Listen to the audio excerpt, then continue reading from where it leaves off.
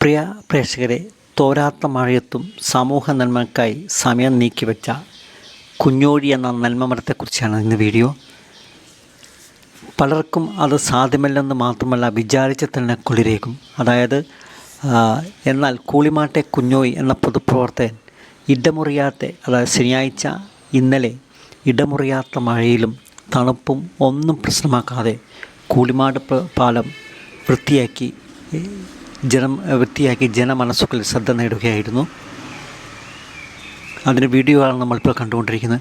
ശനിയാഴ്ച ഉച്ചയ്ക്ക് മുമ്പ് തലയിൽ വലിയൊരു പ്ലാസ്റ്റിക് തൊപ്പിയും ടീഷർട്ടും, അതുപോലെ പ്ലാസ്റ്റിക് എടുക്കാൻ ചാക്കുകളും, അതുപോലെ തന്നെ ടീഷർട്ടും പാൻറ്റും കൈക്കോട്ടും ചട്ടിയുമായാണ് കുഞ്ഞോയി എന്ന പൊതുപ്രവർത്തകൻ ഇന്നലെ കൂളിമാടെത്തിയത്. ഉച്ചയ്ക്ക് മുമ്പ് എത്തിയിട്ടുണ്ട്. എന്നാൽ കുഞ്ഞോയി മടങ്ങിയത് രാത്രി 10 മണിക്ക് ശേഷമാണ് കുഞ്ഞോയി മടങ്ങിയത്.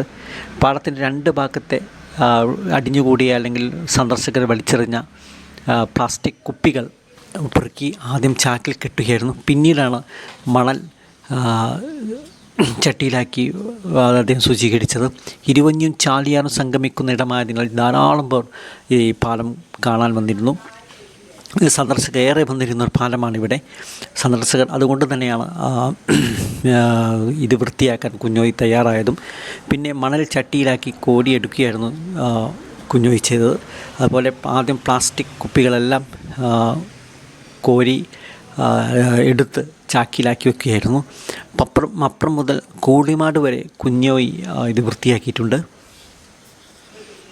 ഏതായാലും പലരും വണ്ടി നിർത്തി മനസ്സിൽ കുഞ്ഞോയെ നന്ദി പറഞ്ഞുകൊണ്ടാണ് ഇന്നലെ വണ്ടി ഓടിച്ചു പോയത്.